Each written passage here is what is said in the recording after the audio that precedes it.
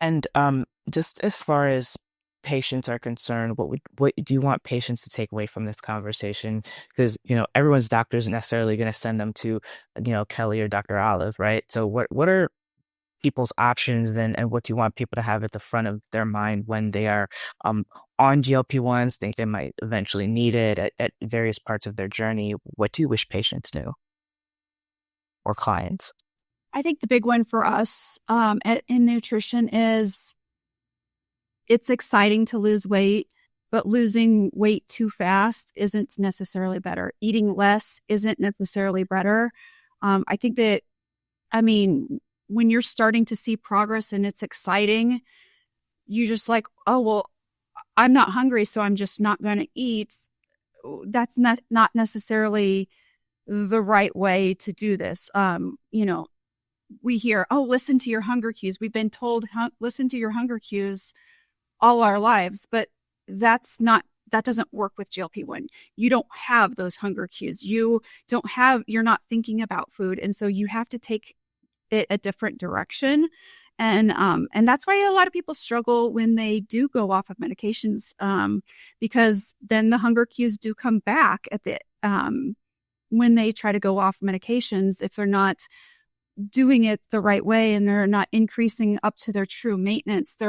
And true maintenance while eating healthy foods that support that. So if I could give them any sort of help at all, it would be eat enough that you're still losing weight. We want you to lose weight because that's why you're taking the medication, right?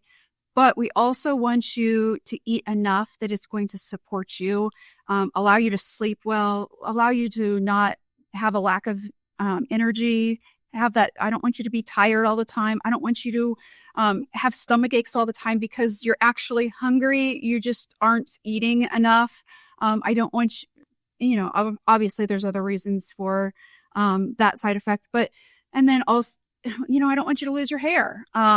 And so if we could eat enough that we can see all the benefits, less side effects, but we're still losing weight, that's where I really want that sweet spot for you. I agree with that. I think that but one of the main messages I think is they work. I think that, people are a little bit afraid to feel like they're going onto a crutch, but it's really working a lot with the natural mechanisms of your body. And it really is helping people get that reset, because if someone gains 15, 20 pounds, it's actually difficult to lose that. And your internal body cues, particularly for women, once you start on a calorie restricted diet, it makes you more hungry. And that's why it's been historically so hard for people to lose weight and keep it off.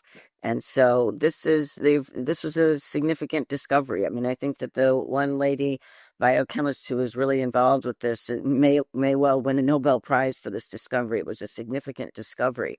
And I think that they're just finding more things. And so I would encourage people not to be afraid to use this as a tool to help yourself, because you really are doing it yourself. You're just getting a little bit of help.